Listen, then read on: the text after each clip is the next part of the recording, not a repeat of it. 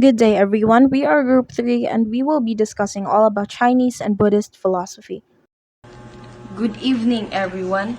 I am Janine Guevara, and I'm going to explain the topic titled Taoism. Taoism or Taoism is a profound and ancient Chinese philosophy and spiritual tradition that emphasizes living in harmony with the Tao, also spelled Tao. The Tao is the fundamental principle that underlies and governs the universe, representing the natural order and flow of life. Taoism is not only a philosophy, but also a religion, with rituals, spiritual practices, and teachings about the cultivation of virtue and simplicity, the Tao. The Tao is the central concept in Taoism, often translated as the way or the path. It is the fundamental underlying force that flows through all life, shaping and maintaining the balance of the universe. The Tao is beyond human comprehension and cannot be fully articulated. It is the natural flow of things, a force that cannot be grasped but can only be followed. I am Realiza Tidihan from Group 3 and my assigned topic is Lao Tzu. So, who is Lao Tzu? So, Lao Tzu is a founder of Taoism and a semi-legendary Chinese philosopher and author of Tao Te Ching. He is believed to be an author of Taoism. Very little is known of his life. He may not even have existed. According to myth, at his birth around 604 BCE, Lao Tzu came from the womb as an old man, white-haired and full of wisdom. He eventually took a position as a head of librarian of the Imperial Archives. His name, literary meaning Old Master, was likely intended to portray an archaic anonymity that could converse with Confucianism. He revered as a legendary figure and a central figure in Chinese culture. His technique emphasized living in harmony with Tao, a concept often translated as the way. This involves embracing simplicity, living in balance, and surrendering to the natural flow of life. So, Lao Tzu's ideas have influenced various aspects of Chinese thought, including art, literature, and politics. His teachings continue to be studied and practiced by people around the world, offering valuable insights into living a meaningful and fulfilling life. Lao Tzu is believed to have left the court and retreated to the west where he wrote the Tao Te Ching. Lao Tzu's philosophy in life is centered on the idea of living in harmony with the nature. His philosophy emphasizes the importance of selflessness, tolerance, modesty, humility, concession, and generosity. The Tao Te Ching is the classic Chinese text attribute to the Lao Tzu. So the Lao Tzu is the founder of Taoism. Its collection of 81 short chapters containing philosophical and poetic verses that offer guidance in living in harmony with the Tao, which translated to the way. This book emphasizes living in accordance with this natural order, embracing simplicity, balance, and non-action. The Tao Te Ching has profoundly impacted Chinese thought and culture, influencing philosophy, art, and literature, and even political systems. So this book is a timeless text that continues to be studied and appreciated for its profound wisdom and insights into the nature of life, the universe, and our place within it. Moving on to our next topic, I am Marin Bridget Sigaso and I will be explaining all about Confucianism versus Taoism. So, despite the focus or the main focus of our report being Taoism, I will also be explaining Confucianism because this, along with Taoism and Buddhism, which will be explained later by my other group mates, are the three main philosophies in China.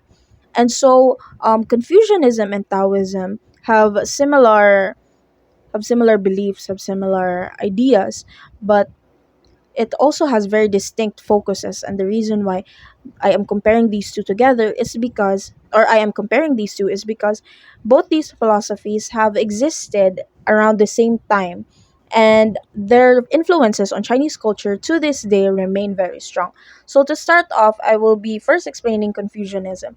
So, to summarize, Confucianism's primary focus is on humanism, and it says that, Confucianism says that we people should, or we human beings, have a role in society, and we have obligations that we have to fulfill now with respect and kindness because it builds to a stronger foundation. So it says that following the social order or maintaining our role in social order leads to a happy life Dao. And it doesn't focus, or it doesn't focus primarily on like spiritual concerns like the afterlife, gods and goddesses and the like. It focuses mainly on social order. And Confucians, it is to follow a strict order of social or societal and ethical rules. And it is primarily a form of social order, a social morality. And mas ga-focus, so basically, mas ga-focus ang Confucianism sa society. And Taoism, on the other hand, is more spiritual. And it focuses, pareha sa kuan, Confucianism, it also focuses on self-cultivation, but more in a spiritual sense rather than social sense. And its guiding principle, which is the Tao or the Tao, which was mentioned earlier by my other group mates, it roughly translates to the way. And even though dili siya ma-explain in words, or dili jud siya ma-explain, it has very different meanings. And essentially, according to Taoism, it is the source of the universe, of existence, of everything Tao. That is the Tao, or the Tao, or the way. So while Confucians stress that the moral goodness of human beings, like following our social roles, being kind and respectful to one another, or to be in society, or to change in a way nga belong ta sa atong society, that is the key to happiness daw, according to Confucians or in Confucian teachings. While in Taoism, it stresses that harmony and perfection of nature is the way to a happy life. So in Confucianism, the well lived life and the complexity of it all is ideal, while Taoism is the opposite. It stresses simplicity and to become one with nature, or one with the universe, and to follow the Tao. So, as a continuation of the previous topic, let me introduce to you the 9 principles of Lao Tzu. So, by the way, I am J.R. Binoy, and I'll be your next reporter. So, first principle of Lao Tzu is people generally act to fulfill their desires. So, matod pa din na every action nga atong ginabuhat is to fulfill our desires, because we have many desires on this world. So for example, let me give you an example. Sa mga parents, diba, wala nga desire sa mga parents is the primary desire of the parents is ma-provide ang mga unsay mga kinahanglan sa ilang mga anak, like mga pagkaon, mga drinks, or etc. So bisan pa, as likewise sa ato nga mga anak pod, desire pod nato nga maningkamot pod ta nga nang mahimo ta nga good student, maningkamot og eskwela, kay aron dili mabaliwala ang ilang mga paghago sa atong mga ginikanan. So another example is na maghatag ka og gift, diba? Kung nakakitagaan og gift, kung gusto ka nga, especially sa imong loved ones, kung gusto ka nga ihang ma-appreciate, mo lang ma-apply ka og effort.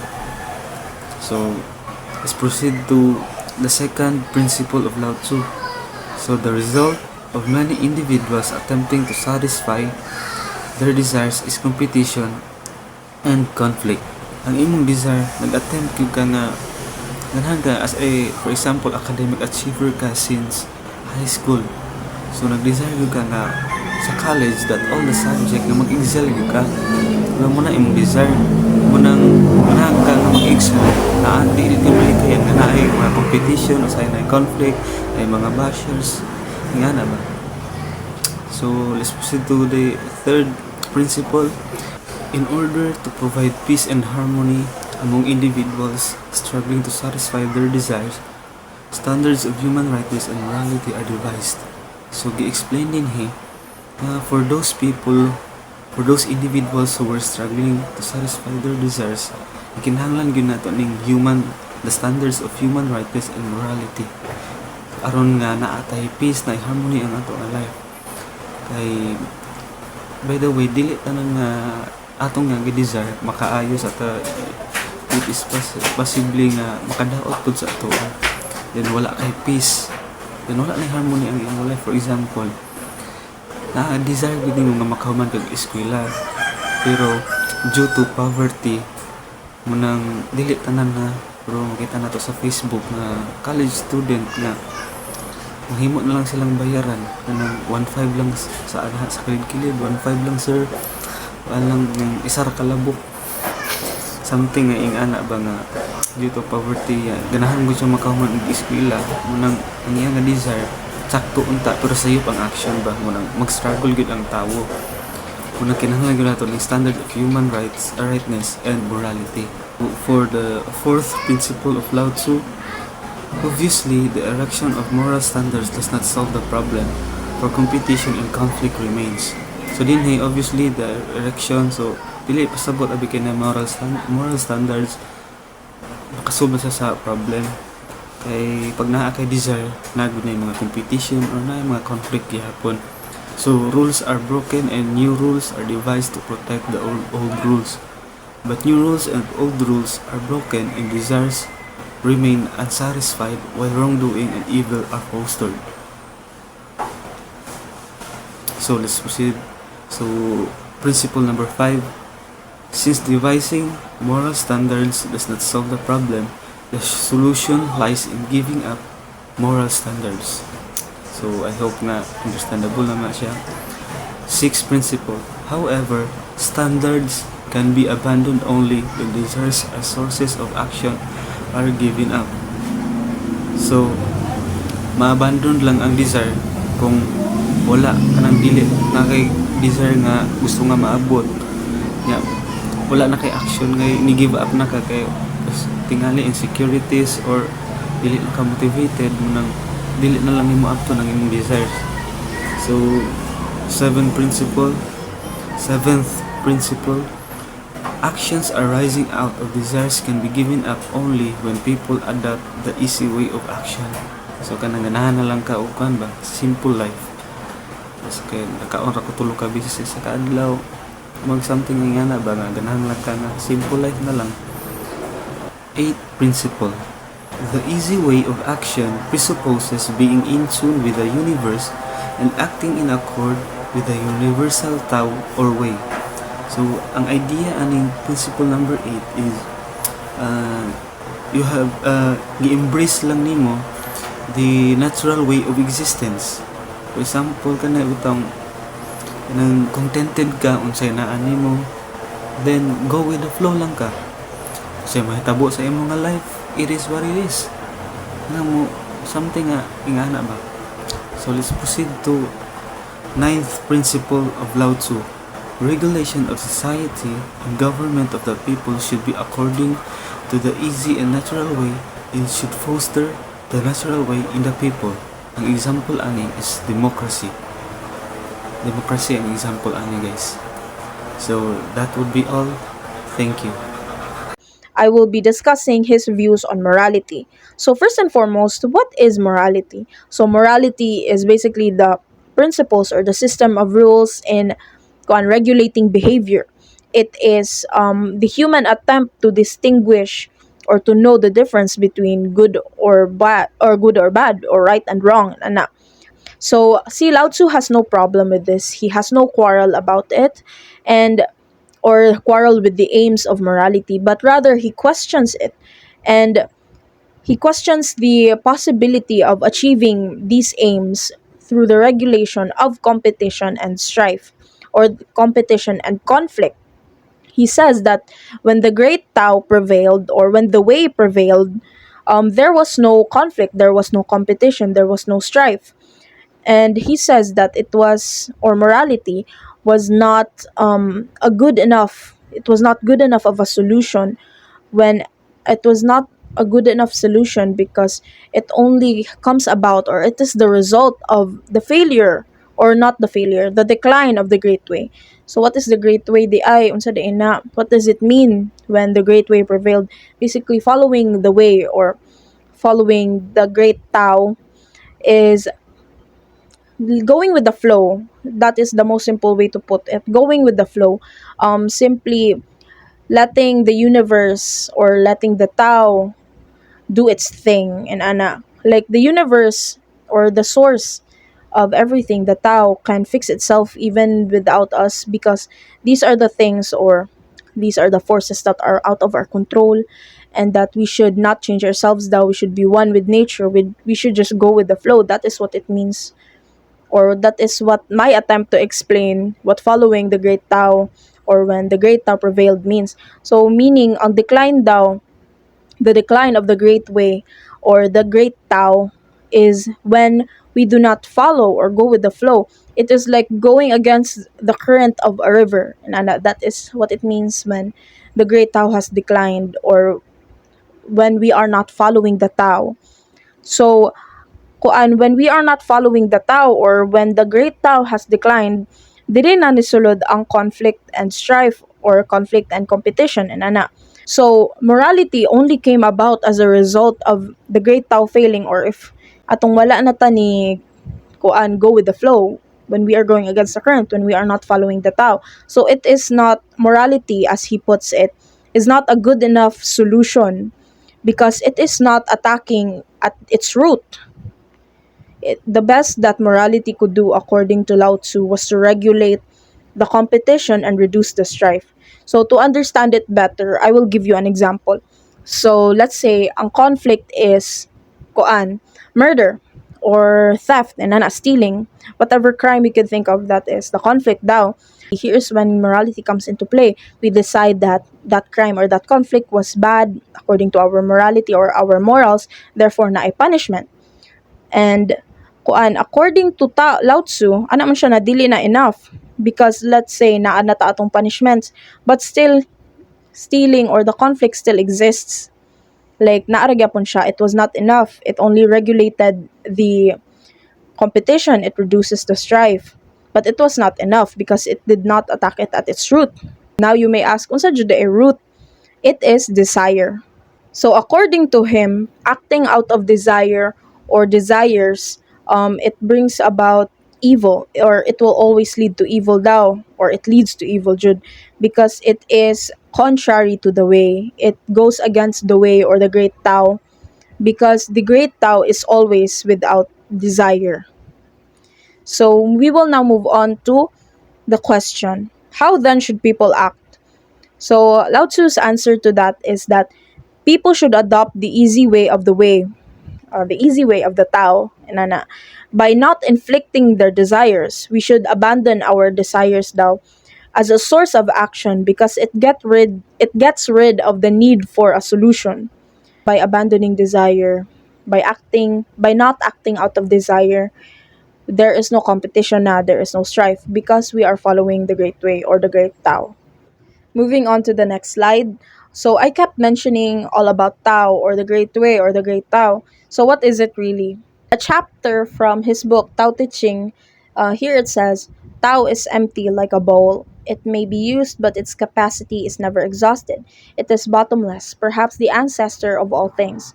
It blunts its sharpness, it unties its tangles, it softens its light. It becomes one with the dusty world. Deep and still, it appears to exist forever.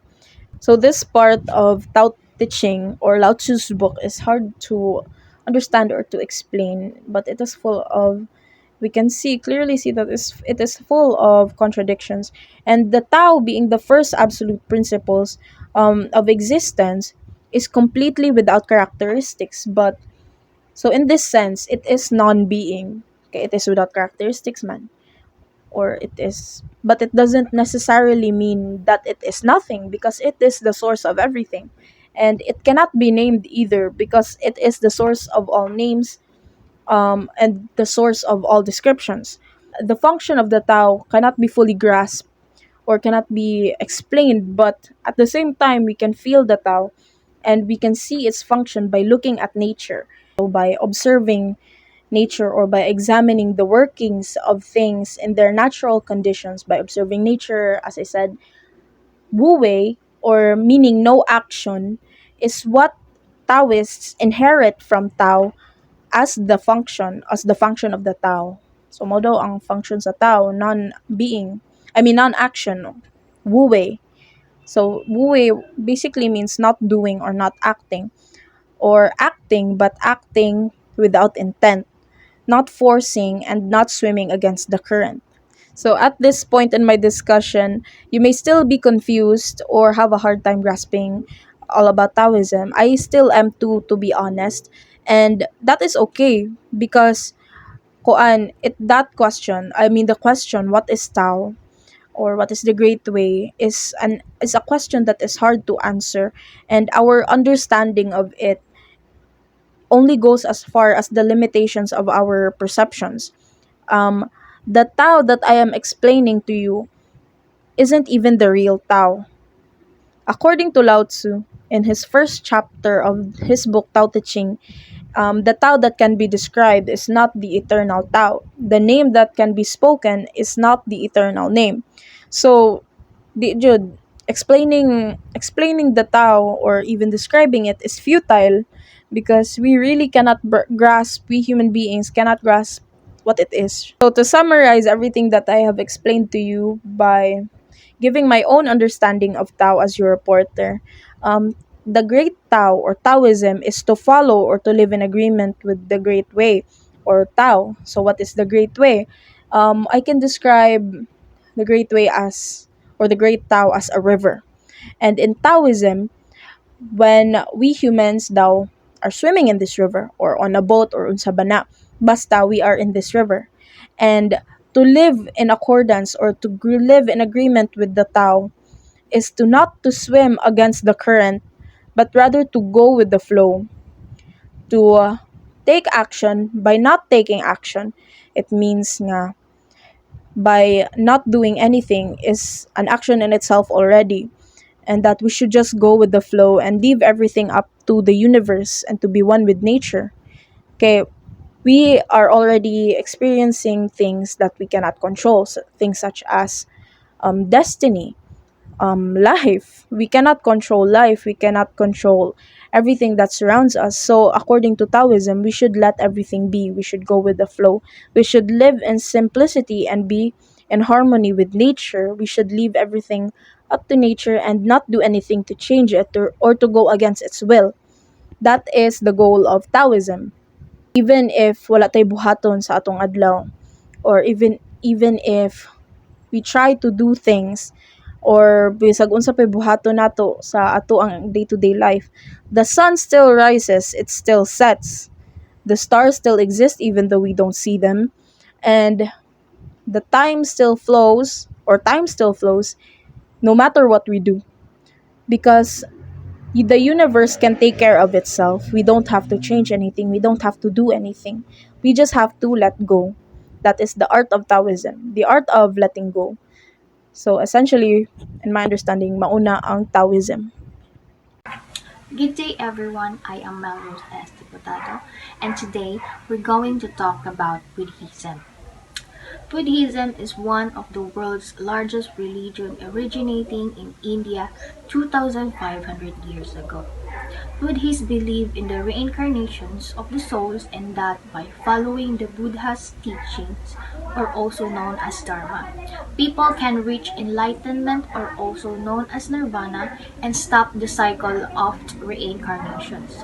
Over time, Buddhism spread beyond India to Central and Southeast Asia, China, Korea, and Japan, adapting to local cultures and giving rise to various traditions and schools such as Theravada, Mahayana, and Vajrayana Buddhism. What is Buddhism? Buddhism is a philosophy and way of life that emphasizes awakening the true nature of reality and achieving liberation from suffering. It's not a religion in a traditional sense, with no deity worship and strict dogma. Instead, it's a path of self-discovery and personal transformations based on the teachings of Siddhartha Gautama. Buddhism teaches that life inherently filled with suffering, and that the path to the enlightenment lies in understanding the causes of suffering and overcome it. This is achieved through the Four Noble Truths and Eightfold Path. The Four Noble Truths are: first, dukkha, or the truth of suffering. So it recognizes that suffering is part of our life. The second noble truth is samudaya, or the truth of the cause of the suffering. So it identifies the desires and ignorance as the root causes of suffering. The third noble truth is nirodha, or the truth of the end of suffering. So it shows that suffering can be overcome. The fourth noble truth is magga, or the truth of the path that leads to the end of suffering. So this path provides guidance on how to overcome suffering. These Four Noble Truths are a set of foundational teaching in Buddhism and help people to understand the nature of suffering and how to overcome it. What is the Eightfold Path? The Eightfold Path is a set of guidelines for living a life that leads to enlightenment. So it includes: first is right speech. So avoid lying or use abusive speech and idle chatter. So speak thoughtfully and considerately. Second, right actions. Like you consider others and the world and act ethically. So this includes not killing, stealing, lying, and taking drugs. Third, right livelihood. So choose a profession that is honorable and doesn't harm others, like avoid trading weapons, meat, liquors, or poisons. Fourth, right effort. Cultivate wholesome qualities and eliminate unwholesome ones. So maintain positive attitude and avoid being tense and impatient. Fifth, right mindfulness. Be aware of your body, feelings, mind, and mental phenomena. So it means observed without judgment. Six, right concentrations. To develop a focused mind through meditations. So it means avoid harmful thoughts and actions. 7. Right view, or it means right understanding. 8. Right intention or right thought. So the Eightfold Path encourages people to overcome hindrances and cultivate skillful behavior. So it can help people to make choices that lead away from suffering and toward enlightenment. Since it is believed that life is suffering, the ultimate goal of Buddhism is to stop the cycle of suffering, the cycle of the repeated death and rebirth. In short, Buddhism centers on the Four Noble Truths. Thank you. I am Michelle Cupino and I am the last reporter. I will be discussing about the life of the Buddha, namely Siddhartha Gautama. Siddhartha Gautama is the name of the person who became the Buddha. The term Buddha is an honorific title that simply means one who is enlightened or one who has waken up to the truth.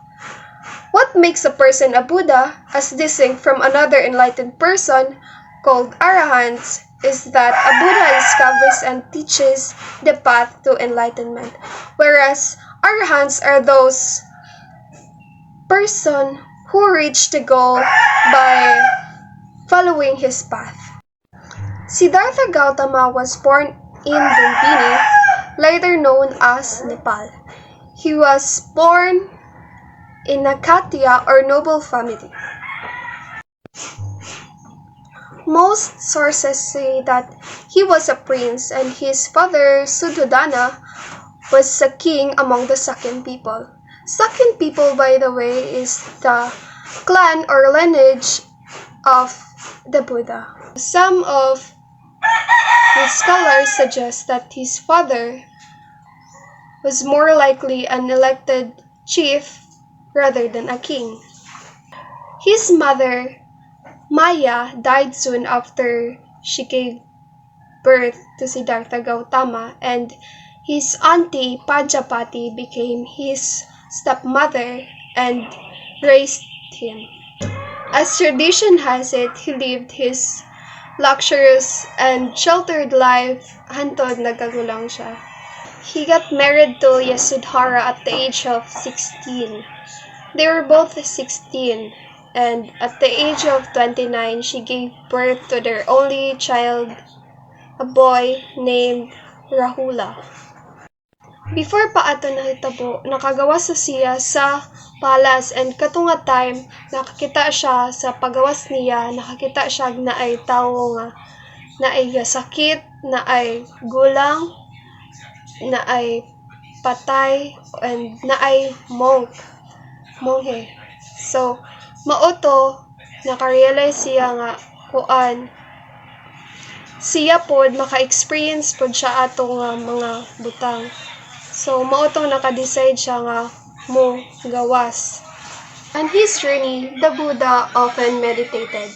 He attained enlightenment and awakening while sitting under the Bodhi tree, which has become one of the Buddhist pilgrimage sites in India. He trained in meditation and asceticism, and dagan kayo siyang giagyan ato. And at the age of 35, he became the Buddha, which is the enlightened one or the awakened one. So Siddhartha Gautama spent his life teaching his followers about the Four Noble Truths, the Wheel of Becoming, and the Eightfold Path to Enlightenment. He encouraged them to find their own path to enlightenment by sharing stories, teaching, meditation, and self-denial. The Buddha founded an order of monks and nuns called the Sangha, which was preserved and passed on to the Buddha's teaching from the beginning up until today. Siddhartha Gautama died at the age of 80. For Buddhists, Buddha is not a god, and Buddhism is not a religion. It is a philosophy and a way of life. Before I end my discussion, here's a fact.